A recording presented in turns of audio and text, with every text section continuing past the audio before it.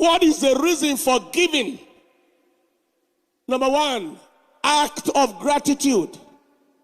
Number two, act of praise and worship. Number three, act of honor.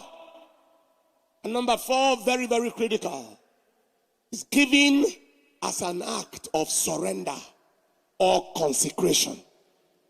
Surrender. What is the meaning of that? It means you own me, Lord, so you own everything I have. You own me, so you own everything I have.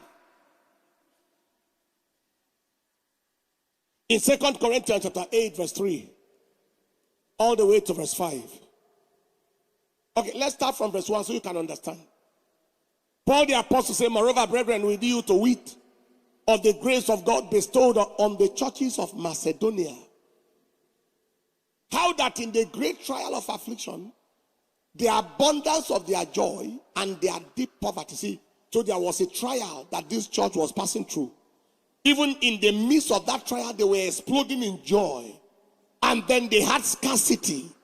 But that combination still about exploded in liberality.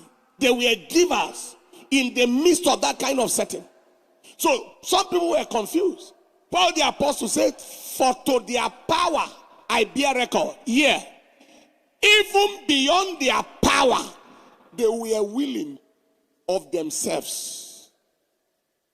Praying us, begging us, entreating us that we should receive their offering and take upon us the fellowship of ministering to the saints. They were giving gifts to Paul the apostle for their ministry and also for the welfare of the brethren. Then Paul began to explain in verse 5. Why did they do that? This they did, not as we hoped. They blew our mind. They exceeded our expectation. But this was why they did it. But first, they gave their own selves to the Lord. And then unto us by the will of God. When a man has totally given himself to God, there is nothing he has that he can hold back from God. When you have given your life and given yourself to God, there is nothing you have or you are that you hold back from God.